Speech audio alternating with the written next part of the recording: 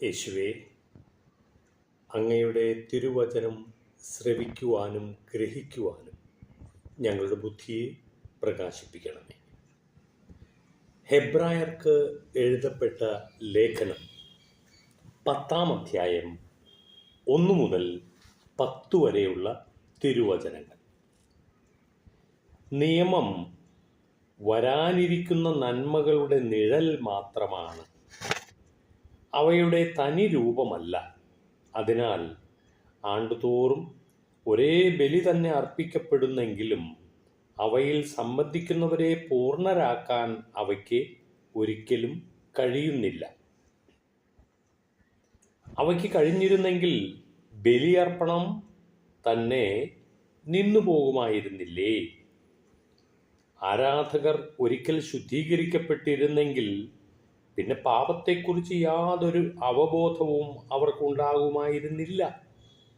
എന്നാൽ ഈ ബലികൾ മൂലം അവർ ആണ്ടുതോറും തങ്ങളുടെ പാപങ്ങൾ ഓർക്കുന്നു.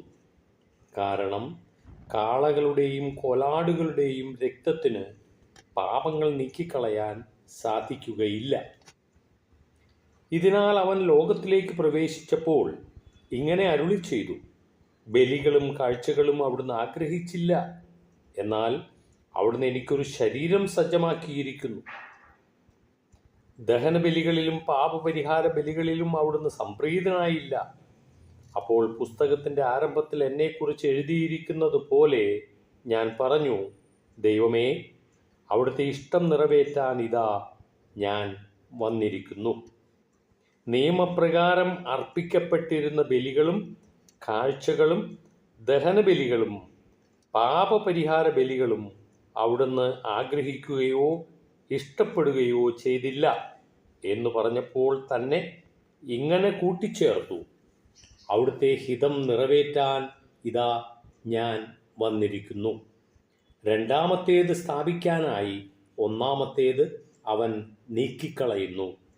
ആ ഹിതമനുസരിച്ച് യേശുക്രിസ്തുവിൻ്റെ ശരീരം എന്നേക്കുമായി ഒരിക്കൽ സമർപ്പിക്കപ്പെട്ടതുവഴി നാം വിശുദ്ധീകരിക്കപ്പെട്ടിരിക്കുന്നു.